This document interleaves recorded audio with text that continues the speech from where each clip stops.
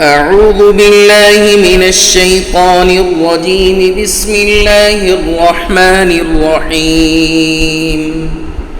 إذا وقعت الواقعة ليس لوقعتها كاذبة خافضة رافعة إذا رجت الأرض رجا وبست الجبال بسا فكانت هباء منبثا وكنتم أزواجا ثلاثة وأصحاب الميمنة ما أصحاب الميمنة وأصحاب المشأمة ما أصحاب المشأمة والسابقون السابقون أولئك المقربون في جنات النعيم ثلة من الأولين وقليل من الآخرين على سرر موضونة متكئين عليها متقابلين يطوف عليهم ولدان مخلدون بأكواب وأباريق وكأس من معين لا يصدعون عنها ولا ينزفون وفاكهة مما يتخيرون ولحم طير مما يشتهون وحور عين كأمثال اللؤلؤ المكنون جزاء بما كانوا يعملون لا يسمعون فيها لغوا ولا تأثيما إلا قيلا سلاما سلاما وأصحاب اليمين ما أصحاب اليمين في سدر مخضود وطلح منضود وظل ممدود وماء مسكوب وفاكهة كثيرة لا مقطوعة ولا ممنوعة وفرش مرفوعة إنا أنشأناهن إنشاء فجعلناهن أبكارا عربا أترابا لأصحاب اليمين ثلة من الأولين وثلة من الآخرين وأصحاب الشمال ما أصحاب الشمال في سموم وحميم وظل من يحموم لا بارد ولا كريم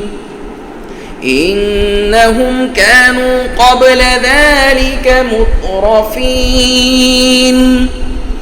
وكانوا يصرون على الحنث العظيم وكانوا يقولون أئذا متنا وكنا ترابا وعظاما أئنا لمبعوثون أوآباؤنا الأولون قل إن الأولين والآخرين لمجموعون إلى ميقات يوم معلوم ثم إنكم أيها الضالون المكذبون لآكلون من شجر من زقوم فمالئون منها البطون فشاربون عليه من الحميم فشاربون شرب الهيم هذا نزلهم يوم الدين نحن خلقناكم فلولا تصدقون أفرأيتم ما تمنون أأنتم تخلقونه أم نحن الخالقون نحن قدرنا بينكم الموت وما نحن بمسبوقين على أن نبدل أمثالكم وننشئكم فيما لا تعلمون ولقد علمتم النشأة الأولى فلولا تذكرون أفرأيتم ما تحرثون أأنتم تزرعونه أم نحن الزارعون لو نشاء لجعلناه حطاما فظلتم تفكهون إنا لمغرمون بل نحن محرومون أفرأيتم الماء الذي تشربون أأنتم أنزلتموه من المزن أم نحن المنزلون لو نشاء جعلناه أجاجا فلولا تشكرون أفرأيتم النار التي تورون أأنتم أنشأتم شجرتها أم نحن المنشئون نحن جعلناها تذكرة ومتاعا للمقوين فسبح باسم ربك العظيم فلا أقسم بمواقع النجوم وإنه لقسم لو تعلمون عظيم إنه لقرآن كريم في كتاب مكنون لا يمسه إلا المطهرون تنزيل من رب العالمين أفبهذا الحديث أنتم مدهنون